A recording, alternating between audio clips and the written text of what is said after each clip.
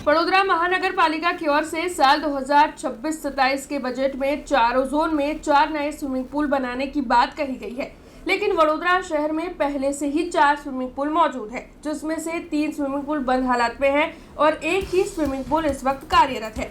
तब इस मामले में सामाजिक कार्यकर अतुल गामेची ने आवाज उठाते हुए रोष जताया है। दरअसल गर्मियों के मौसम की शुरुआत होने वाली है, तो वडोदरा शहर के स्विमिंग पूल के हाल खस्ता है। वडोदरा महानगर पालिका संचालित 4 जितने स्विमिंग पूल में से सबसे पुराना लालबाग, सरदार बाग और साथ ही राजीव गांधी स्विमिंग पूल इस वक्त खस्ताहाल परिस्थिति में है, जबकि कारेलीबाग स्विमिंग पूल अकेला ही कार्यरत है।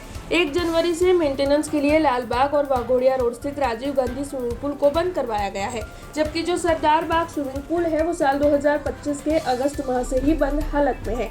एक और 4 नए स्विमिंग पूल बनाने की घोषणा की जा रही है। वहीं दूसरी ओर जो मौजूदा स्विमिंग पूल है उनका सही तरीके से मेंटेनेंस नहीं हो रहा है। साथ ही स्विमिंग पूल में कोच न होने की शिकायतें भी कई बार सामने आती रहती है। तब इस मामले के मद्देनजर लोगों की ओर से तो बार बार रोष उठाया ही जाता है। साथ ही अब इस पूरे मामले के मद्देनजर सामाजिक कार्यकर अतुल गामेची ने आवाज उठाते हुए रोष जताते हुए अपनी प्रतिक्रिया दी है। तब आइए सुनते हैं इस मामले में सामाजिक कार्यकर अतुल गामेची क्या कह रहे हैं। वडोदरा से स्मार्ट सिटी ની વાતો ઘણી બધી સાંભળી, પરંતુ જે રીતના વડોદરા શહેર સ્માર્ટ સિટી છે તે જ રીતે વડોદરા શહેરના સ્વિમિંગ પૂલો પણ સ્માર્ટ હોવા જોઈએ। વડોદરા શહેરમાં હાલમાં જૂના 4 સ્વિમિંગ પૂલ છે, એમાંથી 3 બંધ હાલતમાં છે, એક ચાલુ હાલતમાં કારેલિયા બાગનો ચાલુ હાલતમાં છે।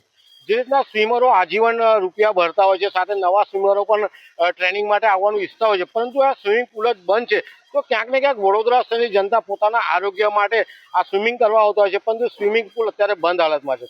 વડોદરા મહાનગરપાલિકા નવી નવી વાતો કરે છે અને 100 કરોડના ખર્ચે નવા 4 સ્વિમિંગ પૂલ બનાવવાની વાતો કરે છે। ઘણી સારી બાબત છે, પરંતુ આ ગત ઉનાળામાં જ્યારે સ્વિમિંગ પૂલ બંધ કર્યો ત્યારે આને રિપેરિંગ કરી દીધા હોય તો અત્યારે સ્વિમરોને તકલીફ ના પડે। હાલ આપણે લાલબાગ સ્વિમિંગ પૂલનો અત્યારે હાલ છે, આ 1 જાન્યુઆરીથી બંધ છે, હજુ ચાલુ થતા મહિનો થશે, ત્યાં સુધી ઉનાળો હશે, ઉનાળાનો તાપ હશે, લોકો સ્વિમિંગ કરીને પોતાના આરોગ્ય જાળવવા પ્રયાસ કરતા હોય છે। બીજી બાજુ હરણી બોટકાંડ થયો ત્યારે મેયર અને ચેરમેન ઘણી મોટી વાતો કરી કે નાના બાળકોને આપણે સ્વિમિંગ 10 રૂપિયામાં કરાવીશું, પણ સ્વિમિંગ પૂલ જ જ્યારે બંધ હોતો નાનો બાળક પણ ક્યાં સ્વિમિંગ શીખવાનો છે। એટલે ક્યાંક ને ક્યાંક વડોદરા મહાનગરપાલિકાના સત્તાધીશો, અધિકારીઓ, સાંસદો કે ધારાસભ્યોએ જનતાને ઉલટા ચશ્મા પહેરવાનો જ્યારે પ્રયાસ કરતા હોય ત્યારે અમારે જગાડવાની જરૂર છે। આ બોડી તો હવે જઈ રહી છે, પરંતુ નવી બોડી જ્યારે પણ આવવાની હોય એમને અમારી વિનંતી છે, ધારાસભ્યને વિનંતી છે, સાંસદ સભ્યને વિનંતી છે, વડોદરા શહેરની જનતા માટે એમનું આરોગ્ય જળવાય, સ્વચ્છ રહે, એના માટે જે જૂના સ્વિમિંગ પૂલ છે સારી રીતે ચાલુ કરે અને નવા સ્વિમિંગ પૂલ પણ વહેલી તકે બનાવે તેવી અમારી માંગ। हमसे जुड़े रहने के लिए हमारे YouTube चैनल को सब्सक्राइब करें और नई वीडियो की नोटिफिकेशन के लिए बेल आइकॉन को दबाएं।